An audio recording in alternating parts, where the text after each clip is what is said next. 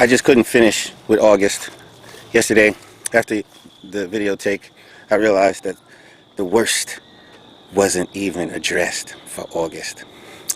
The worst thing about August was, hang on, let's see, say hi to her. Hi to this little guy. What's up, man? This guy's name is Zane. His name is Zane. He's a very nice guy. Yeah. Anyway, so the worst thing wasn't even spoken about in the in the month of August yet. So, like I said, it was a Muddy Waters campaign, and it was full tilt towards. It seemed like, see, I'm a guy who triangulates on what must be behind the scenes if all the visual stuff, the visually apparent stuff, has the same common denominator. So basically the same common denominator of that time was let's show Jamal that, you know, we can fight like him, or fight him, you know. Let's show people out there that, you know, we can fight him, because everybody all at once wants to come out with some kind of a fiery display, you know, firing at me, right? So I'm like, these folks don't independently come up with this stuff, you know.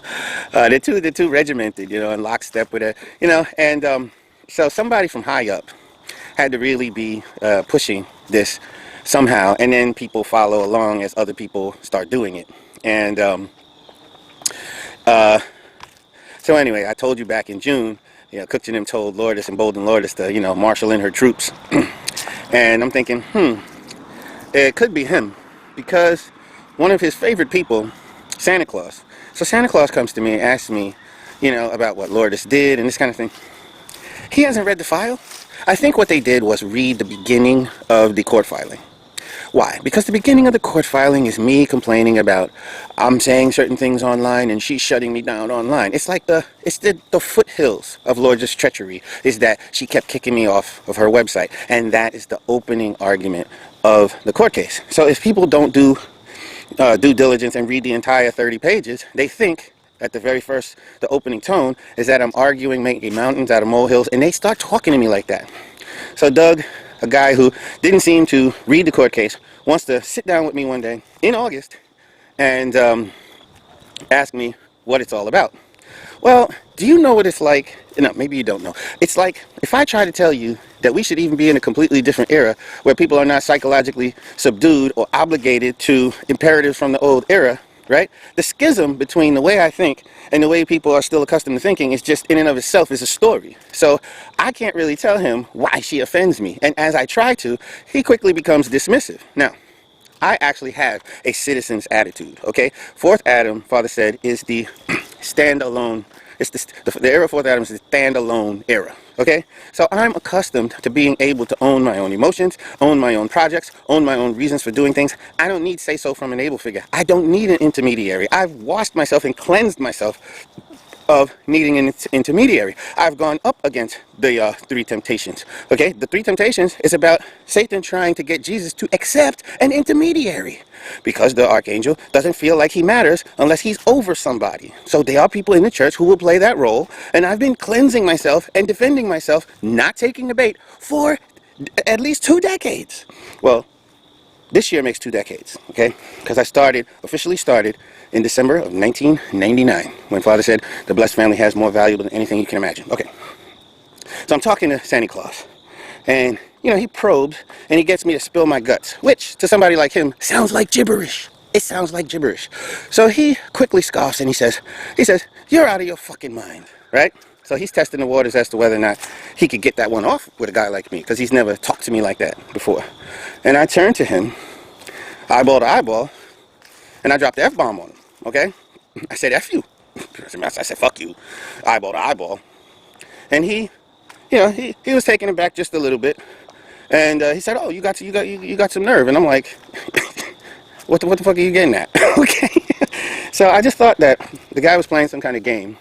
I don't know if he was recording me or just trying to figure out, you know, what makes me pop. But it seemed to go in lockstep with people messing with me online, trying to, like, tap at my sensitive spots. I mean, why would Panzer come at my wife? Because somebody must have told him, go after the things that Jamal's always saying he cares about. So Panzer actually goes after my wife.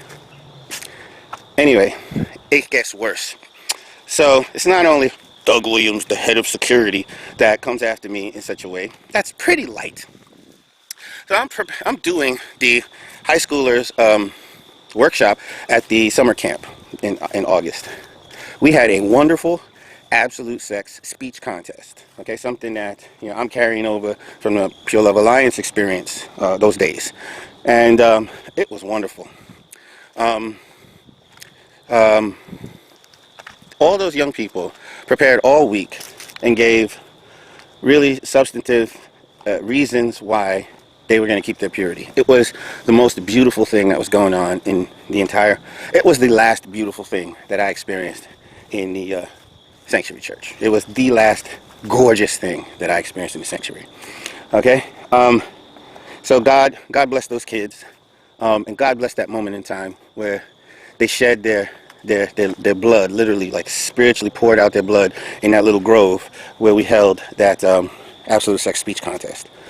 But incidental to that camp, a friend of mine was hunting down some pretty serious evidence, all right? And she found this evidence and was able to, shuttle it over to me. And then I showed this evidence to Yana at the end of the camp, like the second night or the last night of the 2017 Sanctuary Camp, okay? So let me tell you the story of this particular evidence, what's behind this evidence. Apparently, Lourdes, in her, seeking to find people who will openly attack me publicly, apparently her line is that Hyungjinim wants these people to furnish or evidence against me. So what she did was ask this sister, a sister who actually didn't have the evidence that Lourdes was asking for. She asked the sister, can't you do a write-up of what you witnessed Jamal saying online? Sister's like, what are you talking about? Lourdes is like, you said that Jamal was online saying that when he's a part of the true family, when his kid is matched to Hyungjinim and blessed to Hyungjinim's kid, he's going to take over everything, and then we'll all I don't know, be under his thumb, or we'll all see what he's going to do. You know that testimony you told me. So the sister's like, well, see, now this sister had helped in a previous campaign that I didn't even talk about, an anti-Jamal campaign that I didn't even talk about. She had seriously gave some assistance to trying to make me look like I was unhinged. But I think she didn't have that in her anymore. So what this sister did was she went to go seek help and advice. Because that sister didn't have that evidence against me, because I was never actually online saying to anyone that my kid's going to get matched. So, truth be told, Hyungjinim asked about matching our kids in a year earlier. It was August, I think it was like August 20th or somewhere around there of 2016. And my wife and I never told one soul, not one soul. Even when my friend guessed that it might happen, we did not confirm it to one of our friends. We religiously, dutifully didn't speak about it to anyone. So we were wondering when my friend who was digging up this evidence, when she said that the sister has a screenshot of Lourdes asking her for this story to come out. I was like, who knows about this matching? Nobody should know about this matching, because I didn't say anything, my wife didn't say anything, so who ought to know about this arrangement? Okay, well, did Lourdes guess it because our kids are always playing with each other? Or did somebody tell her? Did she read somebody's emails because she had access to the church website, archives or something? Did she handle Hyungjinim's phone at some point, get a few minutes to be with his phone, and he's talking to his wife in a text message stream or something? And I don't know how Lourdes would be hunting for this information, or information adjacent to or relevant to this matching, because she shouldn't know. Neither me or my wife, for an entire year at that point, had not talked about these kinds of things. So anyway, my friend gets this evidence, and it's a Facebook private message stream, and this sister gave it to my friend, who gave it to me, which is proof that Lourdes had asked her basically to come up with a fictitious story where I had been online, supposedly had been online, warning everybody that they better be careful with me, because when I'm a true family member, I'm going to run things this way and this way and this way. I never said such a thing. But the worst about it is, if that were true and that sister had written that testimony, that fake testimony, the worst of it is that Hyunjin actually believe that this is what I was planning. And the worst of it is that this woman who absolutely hates every last fiber of my freedom, because I just wouldn't, it started off by my not shutting up about things that she thinks I should shut up about, and then turned into not doing projects that she thought I should be a part of. So she was going to make me pay. Funny thing is, tonight I got a call from an acquaintance, and we have lots of mutual friends and a lot of the same kind of fire and passion for God throughout the decades. She calls me and she says that she started getting salty. Lourdes started getting salty with her when she said some years ago that I had made a good point. So once Lourdes thought that you were on my side, yeah, what it was is this sister was watching Kristen Quinn stand up for being a citizen at a town hall meeting 2 years ago. I think the town hall was September, come to think of it. So I'll talk about that later. But anyway, this sister called me tonight, and the last time she was in good favor with Lourdes was 2 years ago when she saw that town hall meeting, and she said, "Why are you guys coming down on Kristen Quinn? We are citizens." And this woman said, "Oh, you're in with Jamal." And Lourdes said to her, "You're in with Jamal." And this sister was like, "I don't know what you're talking about." So everybody who was saying that they were citizens, you got to remember, was being called a Jamalite. They were actually marginalizing the subject partner. That was the third Adam persecuting the fourth Adam right there. So I'm the face of fourth Adamism. From these third Adam believing people, this third Adam spirit, these people who are still into hierarchies and restoration, and I got this position and you should respect me and you should follow me, because if you don't follow me, you're not following the king. These people who are like that, they have the same blindness as to why the people of the next era are so seemingly defiant. Anyway, I told you guys about this. So the last time that this sister was in good favor, the sister who called me today, was when she was standing up for Kristen Quinn, who was standing up for citizenry. And so citizenry was synonymous with Jamal's side back then. So that's how crazy. My point is, even I'm getting phone calls and confirmation from somebody I hadn't talked to in a couple of years, that back then, if you were more for an existing Chanoguk in citizenry, you were labeled and balled up as the Jamalites. And this really goes to one of the points. The point is that they took the side of Satan, because I clearly had set the condition, investing in the cadre and filing. All of those files that we were preparing were the citizen, or the fourth Adam, okay, seeking the condition of surrender of the archangel through an apology. That the archangel could, but the archangel was too arrogant, okay, and he was whipped into anger. And I'm trying to tell you about this anger because I really didn't do the things warranting the type of backlash. Okay, anyway, so what happened with this this evidence? So my friend gets her contact to give her screenshots of this this conversation where Lourdes is trying to get this other person, so that it looked like she didn't doctor up this idea. She's trying to get this other person to say, "I heard Jamal say he's going to rule after his kids are married to Hyunjin's kids," right? I never said such a thing. So I got that evidence during the camp from my friend who had got it from her contact. I showed the screenshots to Yeonim to show her how low Lourdes was sinking. And what was shocking to my wife and I on that night, that evening, when we showed that whole conversation to Yeonim, is that Yeonim dismissed it. And she goes, "Oh," "Oh, that's just Lourdes being Lourdes." And she goes, "You have nothing to worry about. We're still going forward with the matching."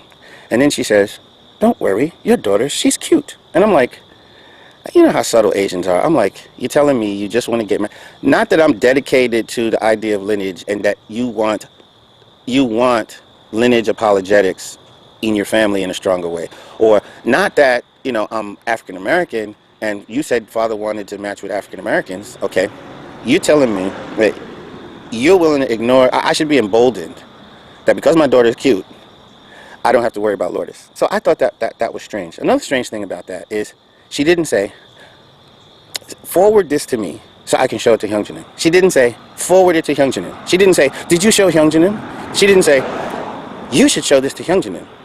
she wanted it put away, and she spoke to that end. She said, she pushed it down and she said, "Don't worry, you don't have anything to worry about." Well, fast forward, and the matching is completely dashed.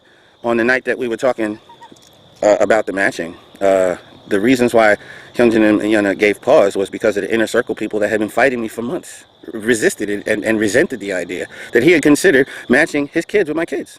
So, I mean, the idea that on the night in August, she didn't care to reckon with this treachery. I thought it was incredibly insulting to True Father that Lourdes would invite herself to try to manage a matching between True Father's son and another couple for her own political desires. I thought that was the height of being obnoxious. I thought your self-aggrandizement, your self-satisfaction just absolutely has absolutely no bounds. It's breathtaking. It's absolutely breathtaking. I would think that since Father gave us the right to match and bless our own kids as part of the fourth Adam realm, that people cherished that as not only a right, but the height of the tradition of heaven is to be in the process of giving your child to another family. And Lourdes invites herself in and doesn't get rebuked by the people who are tasked to teach the rest of the world about this heavenly tradition. Because if Hyunjin was tasked to do anything as an heir, is to lead the world by teaching them this way. Okay, not the way of rod of iron, but Father was telling Hyunjin to be a teacher in certain areas on those days back in 2008, 2009. Okay, so if he would have stuck to those things, he wouldn't have overstepped his mandate.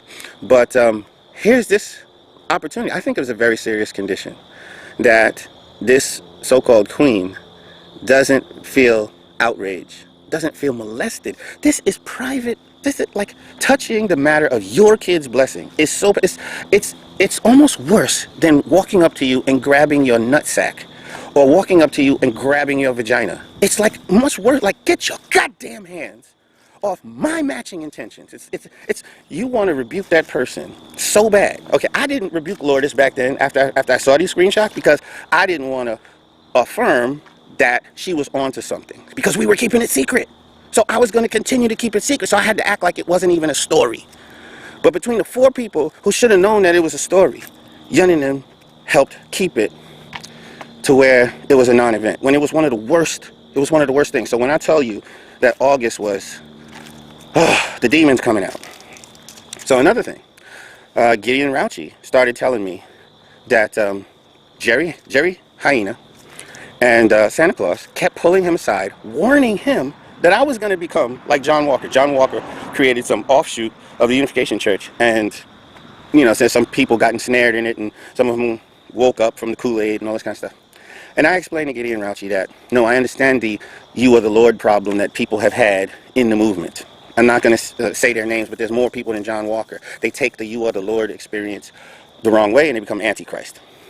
So if I'm conscious of that, it can't sneak up on me subconsciously, is what I told Gideon. But Gideon was telling me that, Doug was constantly like warning him, because Gideon had a lot of respect for me. Okay, he's second generation. He's not stuck in the Restoration Age. He's stuck respecting as his elders people who are stuck in the Restoration Age. Okay, so that's his position. But they would say that things like Hyunjin keeps. Oh, that was my wife comes around the corner. He sees the two of them talking, and they are upset because Hyunjin called me to get into a photograph. He wouldn't take the photograph until I joined in. And these guys are off to the side saying, if he keeps praising him like that, he'll never break, or whatever. So here you have these Restoration Age guys trying to stand as my able figure, and I won't relent in defying them from their point of view. And they're going to try to figure out a way.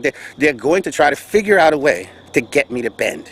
This shit never happened because they're too arrogant to ask me what I really believe. Okay? And what I really believe is all this stuff the Father talked about, this new era of liberation, era of standing alone. Chajuguk, the nation of autonomy, was created in 2002. They don't know anything about that because they've been singing the same song from before the Berlin Wall came down. Okay? And so they just assume, in the blind spot of their assumptions, they just assume that anybody who's outside of the Restoration norms that they are accustomed to must be evil. Do you understand that? This is why at the very end of chapter 3 of the Divine Principle, it says, people championing the new age are often martyred as victims of the old age. And Father said, new members will be persecuted by older members. And this is exactly the chemistry of that.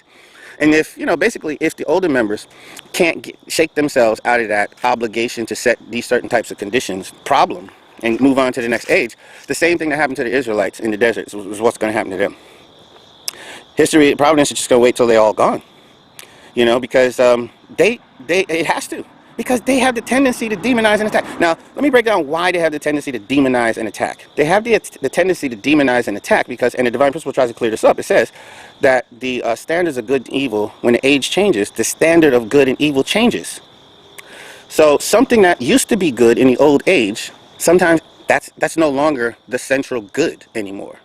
So being distracted by an old standard of good, such that you don't invest in the new standard of good, actually is relatively evil. It's a relatively evil trick that's played on believers. So the Pharisees killed Jesus for that.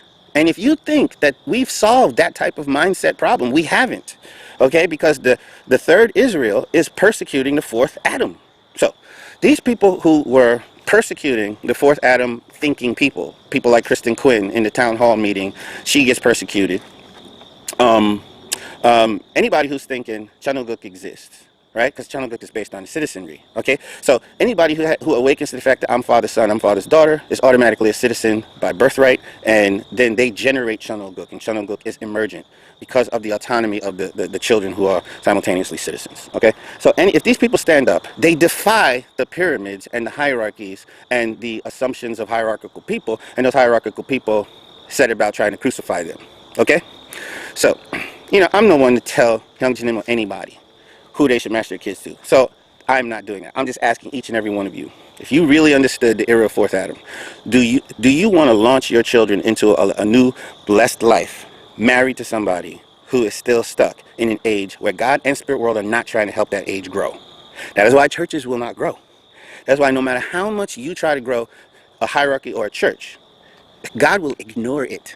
Highest spirit world, who's trying to help create the decentralization, the best practices of decentralized people, the best practices of people who have direct connection and direct inspiration of God, that spirit world has been there, done that with restoration. They're not trying to redo it. They already had those vitality elements from working with earthly people during those eras. They're not trying to redo that.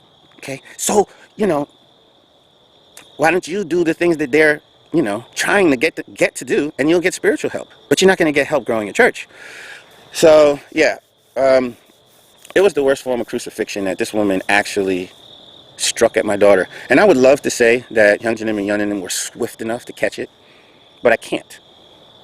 I would love to say that in the general scheme, Lord is lost, Santa Claus lost, but they didn't.